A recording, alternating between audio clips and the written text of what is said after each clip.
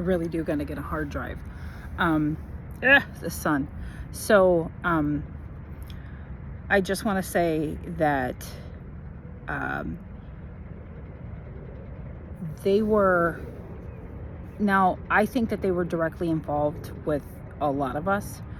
I think probably whatever program that I was in, the reason why I was so important was, one, because I kept getting out of shit, two, because I have a lot of intuitive abilities, but mainly I think they really wanted somebody who truly has telepathy, and I have had it my whole life. Now, not too long ago, I found there were some there was like a group, and I think it was like scientists and then people who, claimed they had it. They were tested, and what they had discovered with people who truly had abilities was that it was associated with trauma. Specifically, that telepathy was associated with trauma, and here's why, and this makes sense.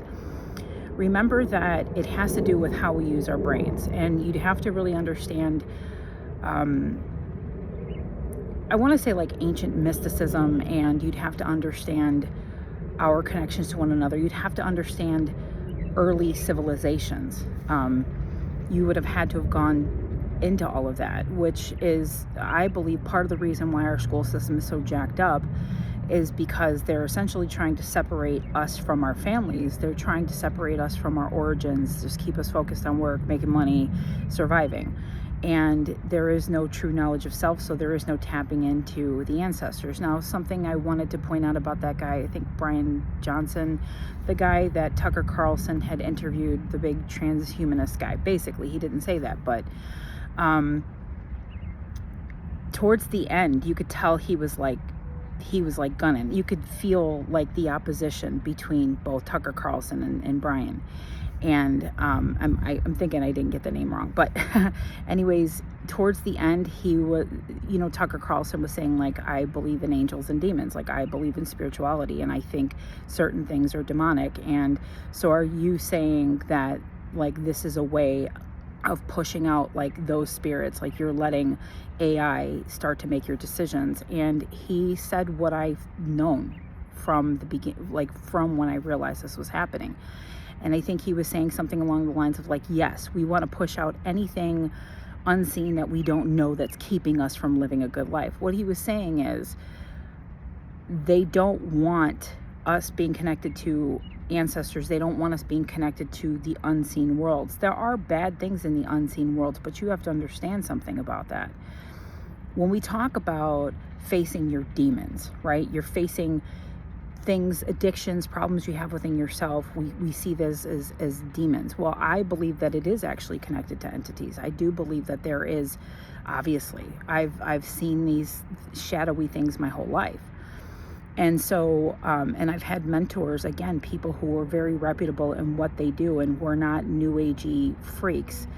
Very educated people who they knew this. One of my mentors even wrote a book about these entities, and it sounds very logical, and the way that they put it, it makes sense. It's not just fa la la la la, and if you've gone through that and you really have enough consciousness to you and you've sorted that out, it will make sense to you. And there's a lot of people who I can see it in people when I talk to people. So essentially they wanted to push all this stuff out, but see, that's cutting us off.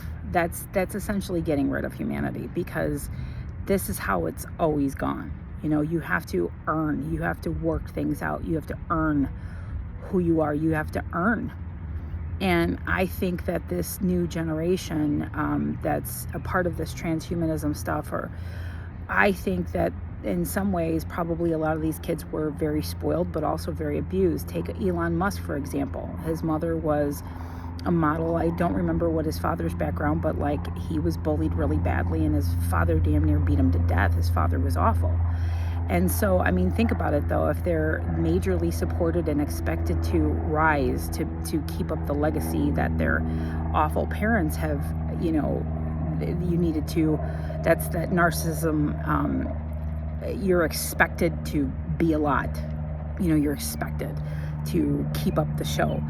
And so I think that they were probably very abused and very, very privileged at the same time. And that is a dangerous combination, very dangerous combination.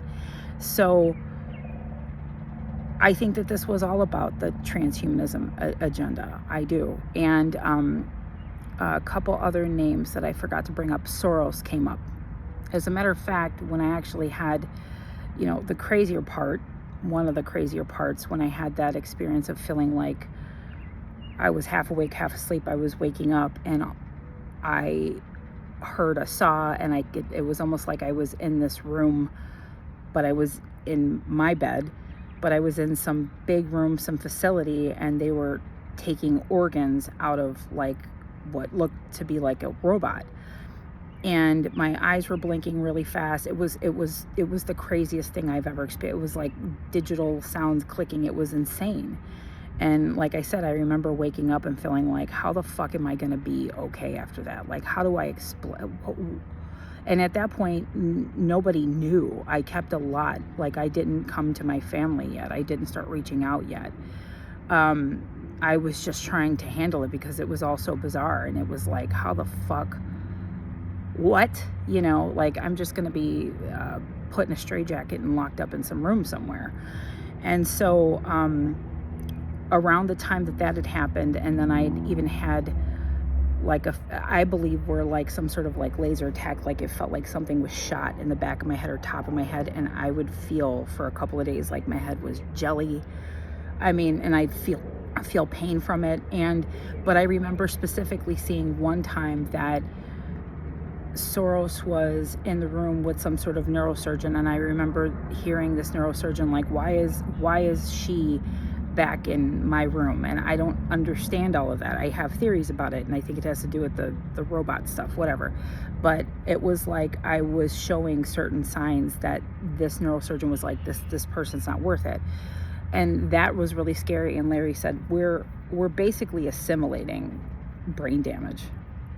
And I do know that because one of the times I was warned, and this is the time that this was when I first saw Hillary, and I'd actually seen Condoleezza Rice. I was warned as I was going to go to sleep that night because I started getting better, I was warned that something was going to happen, and they said, so we don't want you to be frightened, but you're going to feel us do something that we've never done before, because however this would have hurt me, it would have hurt me really bad. And as I was falling asleep, I felt like sort of like the presence of a bunch of I felt like I was put into some ball, and it was like tight around me. And then all of a sudden I still felt something in the back of my head, something coming through, and this was like affecting my whole body.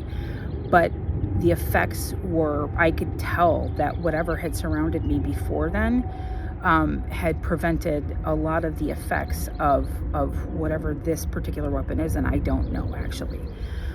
Because there were certain things at that time that I would get, I could see what I could see, but I knew that what was happening, I didn't want to ask too many questions. I knew just to kind of take it one step at a time. So Soros came up, and I kept seeing like that he had that neurosurgeon killed, or that he shot that neurosurgeon, something like that, because the neurosurgeon mouthed off to him, was like, don't do this again. And like the neurosurgeon was a pretty uppity, important guy. And it's interesting, an article popped up like a month or two later about a neurosurgeon, like somebody really important, being found like shot to death or something in his house. And I'd wondered, but I was like, where I was at, I knew not to ask questions, just kind of let things come to me. So, and all of this stuff, again, being done using technology. And this is why I've gone to great lengths to post stuff about Michael Levine and Annie Jacobson's work, and explaining all of this stuff, because when you look at it through their eyes, they're not talking about it the way I am. They're just explaining to you how these things work and what they do. And then that makes sense. So who else did I see? I saw people within the Justice Department, and I'd been seeing feds since I moved out here, but when I first started seeing that, I was wondering, like, I was like, okay, am I just paranoid right now? Like, why am I seeing, like, I kept having the feeling that sometimes there was somebody like camped out, and, you know, where I was at, and it was like just keeping tabs on me or something. And it wasn't all the time, but at first I just kind of like ignored it. I saw it and I just thought, okay, maybe this is just because I didn't know at this time when I first came out here. I didn't find out till about a year ago, right? So it was right before Thanksgiving of 2022. Right? Yeah. So I didn't know, but I had been seeing like feds here and there. There was even one point where I was doing something really weird with my Facebook, and I was told to do it. Larry was like, do this because it's going to scare this guy off, because he's going to assume that you are something and you're probably associated with a group that he wants nothing to do with. And it was to make me look like I was one of those Manchurian candidates, like one of those MK Ultra people that passes messages on and shit like that. And so I had done these really cryptic messages on my Facebook, and suddenly I saw that person was gone, but eventually new people would come in. So anybody else that I saw? Soros. Bill Gates. I saw him the first time. This was crazy. This was actually a very direct and specific experience. Well, the thing with Hillary, that was too, but and I will say by this time I had started becoming aware that I started being shown that it wasn't always somebody back there. And I didn't quite know yet about AI, but I just remember saying, Larry said, there's nobody back there. Something's happening to you, but there's nobody back there. And then eventually it was like I was given more and more pieces as I could handle it. And what I saw was where was I? I lost my train of thought. Yeah, the first time I went to the hospital,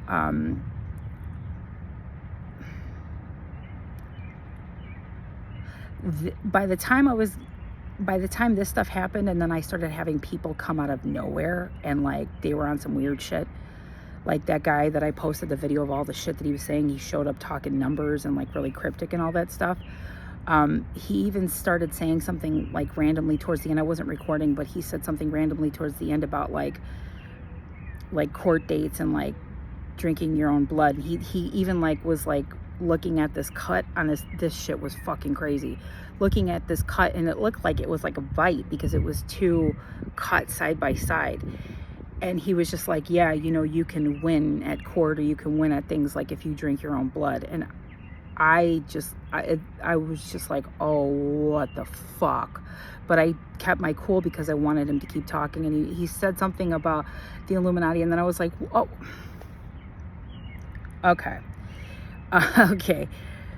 Because I think I you know, Dick Gregory said if you know about them, then they don't exist. So I saw it differently. I didn't necessarily see, like, I guess I associated that sort of like with the rapper world. So I'm just going to say that I'm still not going to look at those titles. I'm just going to look at who I see. Because I think some of that stuff can possibly potentially get off into shit that's not true, in order to confuse people to not see what is. So I'm careful about that kind of shit, even though this is also wild. I know that sounds crazy, but around that time I had saw that there were like local people, that it was almost like I didn't work with this, like I had pissed off this group. I had seen like groups of Israelis, but they looked like, I don't know what those images were crazy, and I didn't like them, but I had to see them. And this was around the time that I had the only V2K attack. And then come to find out with some of the other targets in this council, they had explained it doesn't really happen to women. And I think even one of the guys who was like former military, FBI, whatever, who was one of the first people to really push for the VA to recognize Savannah syndrome, he had said something about, well, it might be because of the way that women are and how they kind of take information and the way guys are. And that actually made sense to me too. I only had experiences with that one time. And when that happened, my son was sleeping in my room, and we both heard the same thing, and we were both really freaked out. And what we heard was, "Stop looking." And then all of a sudden I had a shot to my ear, and I couldn't hear out of that side for like 4 days. And then it took 2 weeks for it to fully heal. And this is around the time that I saw Jen Easterly, like she looked like she was scrambling. And then I started seeing like weird women popping up and kind of following me around. And that's when I started going, fuck this. You're gonna follow me? I'm gonna follow you, motherfucker. You know, I just was not gonna take it. So around that time, I had seen that it was almost like I was sold into this like lesser group of business guys. So not as big, not as elite, but like people who are here who are pretty big business. And then that Mr. Ed character, that guy was talking about, who has facilities with radiation. And that's when you hear me in the video, whoa, whoa, whoa, whoa, whoa, because I had just had an experience of that. And part of the reason I was attacked had to do with a video that I made where I knew that there was good people and bad people watching me, and I wanted it to be known. I will not be used as some sort of weird fucking psychic spy. I will not be set up. This is what I heard. This is what I started feeling coming through. I don't want to know shit about that. I don't want to know nothing about, like, it sounded like shit to me to make like bombs. And I was like, oh no. And I remember when that started to happen, Larry said, because there's good people and bad people watching me. And he said, get up and go make a video now. Make it clear that you want nothing to do with it and you're not involved. So, and I have my theories as to what I think I was being set up. And so when I went to lay down, that's when the V2K thing hit. And it was almost like a retaliation. And it sounded like a couple of, I kept seeing a Mexican guy and I kept seeing an Israeli guy. And it was sort of like they were trying to figure out how to use something. Like they knew how to use some of the other stuff, but they didn't know how to use this thing. And that's when we both heard the V2K thing, and that's when I got that shot to the ear. So, and that was one of the most intense things. It made me feel like they were actually around, like maybe somebody was actually sitting around with the device, where I think most of the time this has been done with like Starlink, Wi-Fi, nanotech, all this other stuff. So, around that time, I know Larry was like, they're going to try to assimilate a heart attack. And it's interesting that I heard one of the targeted individuals say, she said exactly that, they can assimilate. The reason why they'll assimilate is because they're trying to get your body to start doing it, or so I'm guessing. So, and there's still stuff I've got to comb through, but I started to have that stuff happen. And it was early that morning that Larry was like, we're going to do it like this. Don't get scared. We got to do it like this because we don't want them to run anything harder at you, because this is like a buildup of something. And so this is right after I'd started pulling shit out of my body too. So the nanotech was no longer sort of trapped in these tubules or whatever, which caused those waves up my spine. And then all of a sudden it would just be like, where am I? What's happening? But, you know, like this glaze over reality and these bad feelings. And I remember he was like, you're gonna have Ronan call 911 and say that you're having a heart attack. Started having like heart stuff really happen, but we just basically said, I'm having a heart attack. And it, again, for the purposes of, they were already starting to do this stuff, and Larry didn't want it to get worse. He wanted to make it seem, because whoever the guy was that I was sold to, or whatever the fuck, however that works, I could see that he was bothered by something, and he was like, you know, this woman's gonna end up being dead in 3 days, or I heard something like that. And so that's when Larry was like, this is what we're gonna do. And so the ambulance comes. Like I said, I was having really crazy experiences, because I started, once I pulled certain things out, I'd never felt that nanotech move all around my head, and I was full of so much of it. It felt like I had a head full of scrap metal, and that went on for days, but that was insane.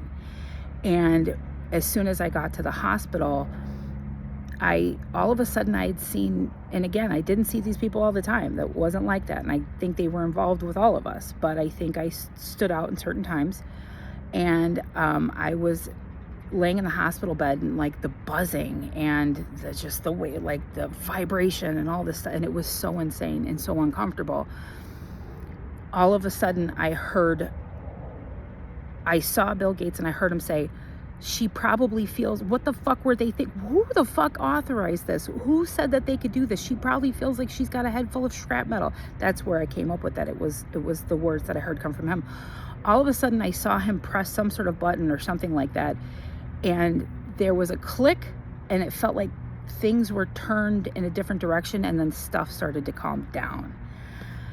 So I was still having, like, you know, stuff happen, but it had significantly reduced. And like, that was the first time, and that's when I was dealing with Nurse Fucktard, where they never took my blood, they never took anything, and they just kept trying to put me on medication. The second time that, and I think Larry said skip over those details. So, but in any case, this is all kind of what I had been experiencing. Since I have come to where I'm at now, it's significantly reduced. I did post that video, what was it, like a few weeks ago, where I had a frequency hit me, and then I heard Larry say, and he's come to show me, like, okay, this thing is going to hit you now, but it's going to feel really light because you pulled so much of that stuff out of your body, but it's going to have this effect. And he's sort of been teaching me little bit by little bit, and even how to like counter it, just with myself, just by myself, because I've taken so much shit out of my body. And so he said, there's one that's getting ready to hit, and it felt like a frequency shift, and then I felt kind of like a little bit of a sharp something. It wasn't really painful, but kind of sharp. And then when I went to the bathroom to set everything up, if you look at that video, and maybe I should post it again, it was like this part right where it went in through my ear, this part of my face was red. And so, I mean, that was crazy. So I've had a lot of, you know, fascinating and fucked up experiences with this. And again, I think much of it is run by AI, but I think that these people, you know, are directly involved, and I think they're doing stuff. From what I can see now, the reason why Larry's like, here's why you can say this stuff now. It has a lot. What can I say? All right. There are people who have power who are not okay with this. And I think because so many of us who have explained things logically, and we've just kept at it, and then of course people who have far more status than me and education than me, Anna Toledo, who is an attorney, Len Bear, who is an endocrinologist, Dr. Dixon, Dr. Anna Mihalesha, and there's other doctors, and they have been pursuing bringing in more doctors and attorneys that they believe have been targeted. And I have met other people who are in tech, who are really educated, who are really smart, you know, business owners, where I can tell it's happening to them. And I don't want to get into those stories. Mostly I'm being protective of them. And so, you know, it seems to me that, like I said, it has a lot to do with high IQs. And that stands out to me because I remember years ago when I'd found some of these things being highlighted to me. Again, that video I talked about, that guy that I found that said that, you know, they were going to try to chip us and, you know, create an insurgency with China and just, you know, destroy America. Around that time, I remember reading something like, I'm just going to say what I read, okay?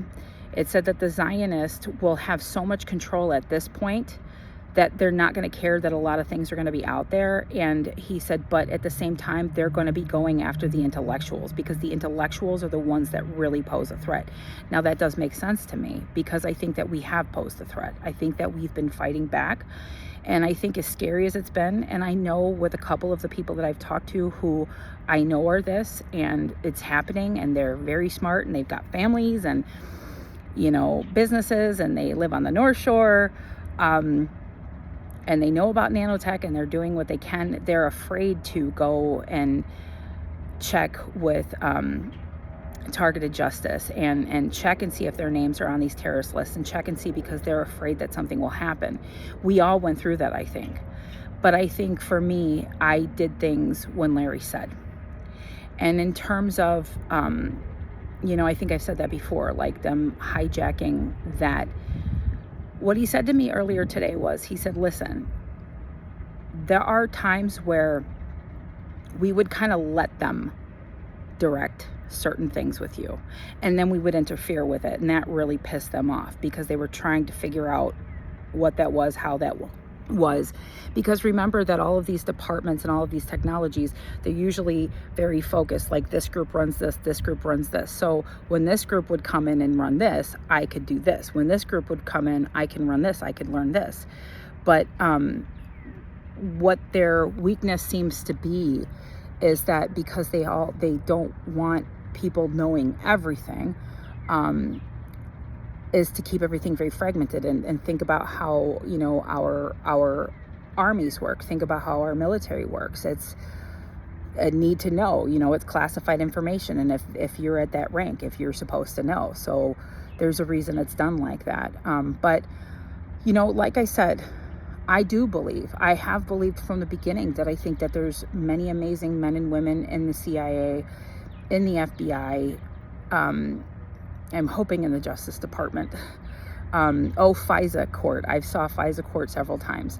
One thing that I saw specifically, I saw CERN many times. I saw something with CERN, and I saw DARPA, and I would see specific individuals, but I hadn't gotten their name. If they would have kept up with me, though, eventually their names would have come up. And again, like, they would sort of shift around. It was sort of like on the system, and then this one would come in and adjust this, and then AI, and then this other group would come in. I saw China and Japan, and I saw that Bezos and Lauren Sanchez were working with Japan on this specific project, the transhumanism stuff. And it makes sense because I don't want to get into those details. But so all of these things that I could see, the reason why I could see them was because they were looking at me, you know. And I think that's why when certain things started to happen with some of these like reckless groups that were coming around, and it was an emotional reaction on Jen Easterly's part, which was very silly because it gave me a lot of insight. It gave me a lot of proof. And I feel very confident it was her. I think that when I had that experience of like I was being set up, I made it known that like, no, I'm not looking at things that it's not my business to. Like, I do understand that there is a need for secrecy, and that there's a need for certain things that, you know, that we're not supposed to know. At the level of which it's happening, no, because that's what's fucking us all up. But I do understand that. And I made it very clear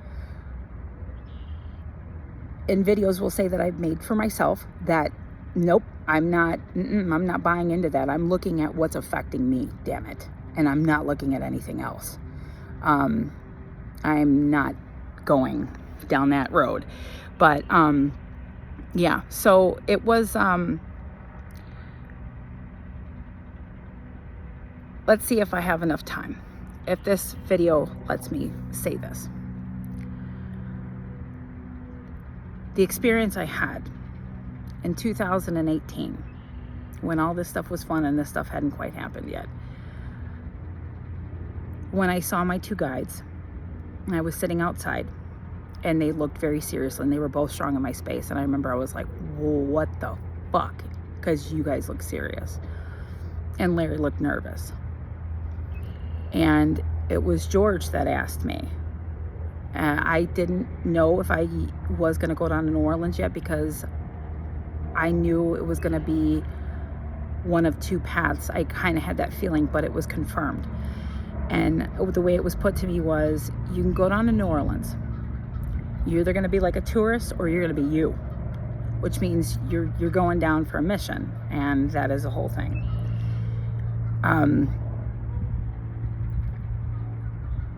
If you choose to go down,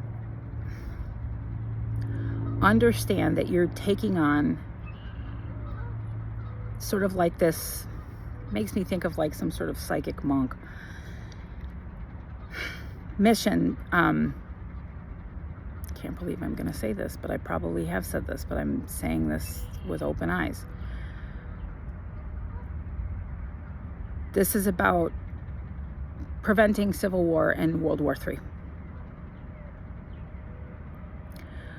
And I remember immediately looking at Larry, like I could see his eyes, and I'd never seen his eyes look like that. He looked like shit. And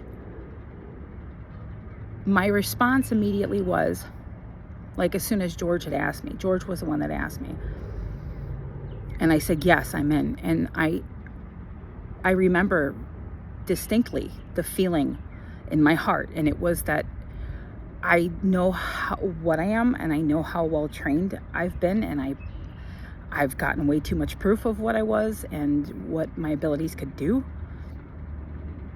And I didn't trust that anybody else, like, I intuitively think I just knew, I didn't know this, but I didn't trust that anybody else could take something like that on and see it through to the end, to the bitter end.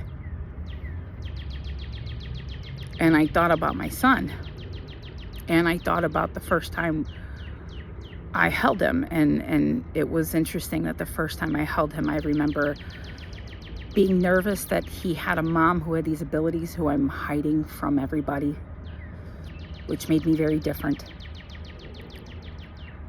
And that I'd seen these dark things, and I'd made a vow to because I know how to deal with those things. I know how to deal with them. And I made a vow to every damn dark thing that had ever messed with me.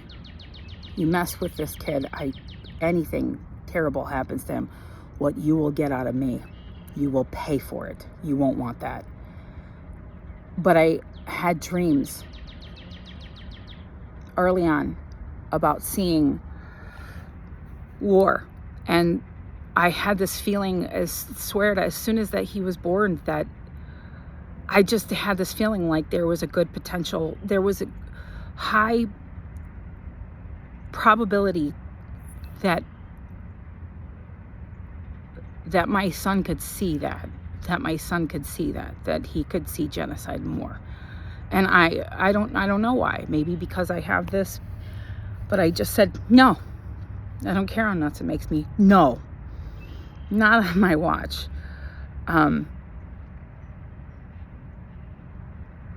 I think I made that promise when he was born, and that's essentially why I said, George, yes. It was fast and I knew, and that's what I thought about. I didn't trust anybody else would see it through. And I could have absolutely gone completely insane through this whole thing. And I'm healing well, and I do have faith that there are protectors. And I do have faith in people within these systems.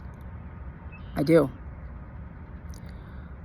And I have faith. I believe in God, and I believe that there is a lot of good in people, and I believe in Larry and George, and I believe in Marie Laveau, and I believe in Kali, and I believe in Maya Angelou, and I believe in Dick Gregory, and I believe in Paul Mooney, and I believe in all the others, and my grandfather. I believe in my brother Timmy. I believe that they're all here. And I've even had other intuitives say, oh my God, you've got like a team around you. What are you doing in this lifetime that you have that much support and those warriors? So we're living in a time where, I remember thinking sometimes maybe if I lived in a Native American Indian tribe, like I could be what I am and just be what I am. But I think this all happened the way it was supposed to go. Probably I will never go on the Joe Rogan podcast and have to fight with him.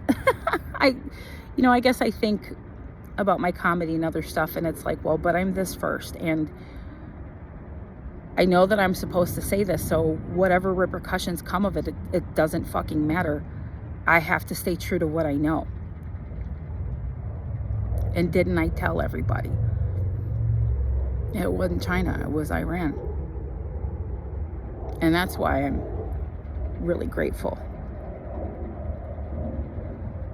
for what I can see, how they handled it. I don't know yet, but that's all shocking. That's all still very shocking to me. So I said a lot,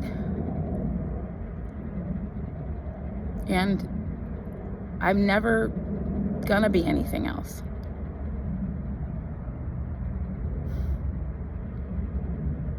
In ancient times, one of the titles that I would hold would be High Priestess. I don't burn candles. I don't do spells. I don't mess with shit I don't know about. Everything I do from here and my gut and my guides. And the reason that I am a miracle is because of my abilities, because of them. And I will do whatever it takes to fulfill what I feel is my job, no matter how crazy or insane it makes me look. I would do it all over again if I had to. For my son and for everybody's kids.